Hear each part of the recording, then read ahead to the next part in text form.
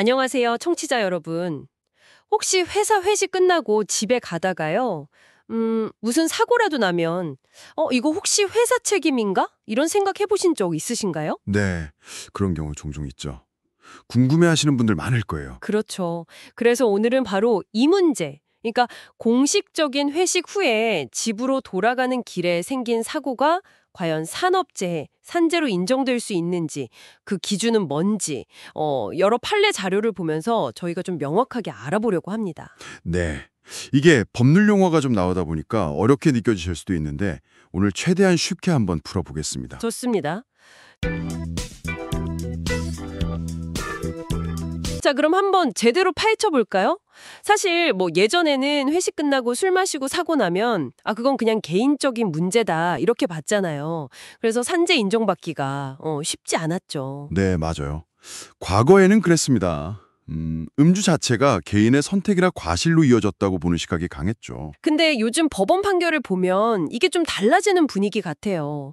특히 회식 자체가 좀 과음으로 이어지고 그게 또 사고의 직접적인 원인이 됐다면 이걸 업무랑 관련지어서 볼 수도 있다. 뭐 이런 거죠. 네, 바로 그 지점이 중요한 변화입니다. 산업재해보상보험법 제37조를 보면 업무상 재해의 기준이 나오는데요. 네네. 핵심은 두 가지예요.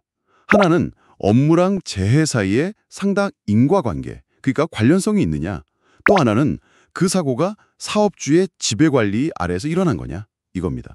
인과관계랑 지배관리? 네, 보통 출퇴근은 내가 길을 선택해서 가니까 이걸 사업주 지배 아래에 있다고 보긴 어렵거든요.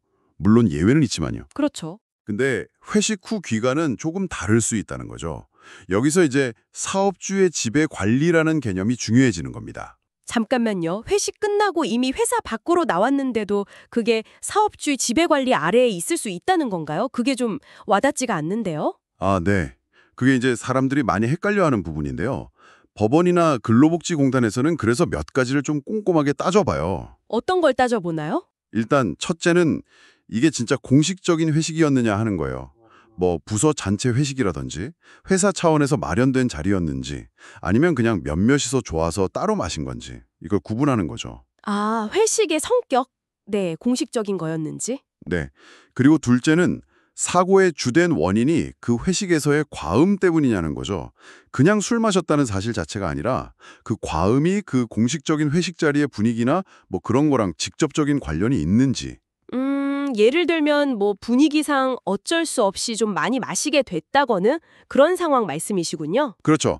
뭐 명시적으로 술을 강권했다 이런 걸 딱 입증하기는 어려울 수 있어도 전반적인 회식 상황이나 분위기를 고려할 수 있다는 겁니다.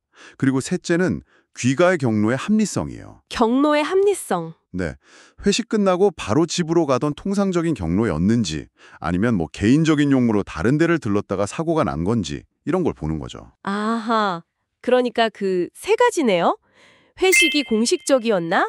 과음이 주된 원인이었나? 그리고 집으로 바로 가던 길이었나? 네, 맞습니다. 이런 요소들을 다 종합적으로 봤을 때 이 사고가 단순히 근로자 개인의 문제라기보다는 회사의 공식적인 활동, 즉 사업주의 어떤 영향력 아래에서 발생한 일과 관련이 깊다. 이렇게 판단되면 업무상 자해로 인정될 가능성이 높아지는 거죠. 그렇군요. 그럼 이걸 정리해보면 단순히 나 회식하고 다쳤어요. 이게 아니라 그 회식이 1. 진짜 회사 주관의 공식 행사였고 2. 그 자리에서 마신 술, 특히 과음이 사고의 결정적인 원인이 됐고 3.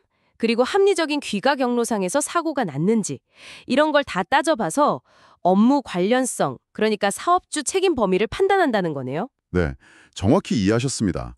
결국 큰 틀에서는 업무 관련성과 사업주 지배 관리라는 법의 원칙 아래에서 말씀하신 그 구체적인 요소들을 가지고 개별 사안마다 판단하는 과정이에요. 그래서 사건마다 사실관계가 다르니 결과도 달라질 수 있습니다. 만약에 정말 공식적인 회식 자리였고 거기서 좀 어쩔 수 없이 과음을 하게 됐고 그러다 귀갓길에 사고가 났다면요. 이걸 무조건 내 잘못이야 이렇게만 생각할 게 아니라 어쩌면 산재 신청을 고려해 볼 수도 있다는 거죠. 본인의 권리를 아는 게 중요합니다. 맞아요. 내 권리를 제대로 아는 것 중요하죠. 네. 회식 후 귀가 중 재해의 산재 인정이라는 게 이렇게 여러 가지를 종합적으로 봐야 하는 좀 섬세한 판단이 필요한 문제라는 점을 기억해 주시면 좋겠습니다. 네, 오늘 정말 중요한 기준들 잘 짚어주셨습니다. 감사합니다. 오늘 깊이 있는 분석 정말 감사했습니다. 저희는 다음 시간에 더 유익한 정보로 찾아뵙겠습니다. 고맙습니다. 네, 감사합니다.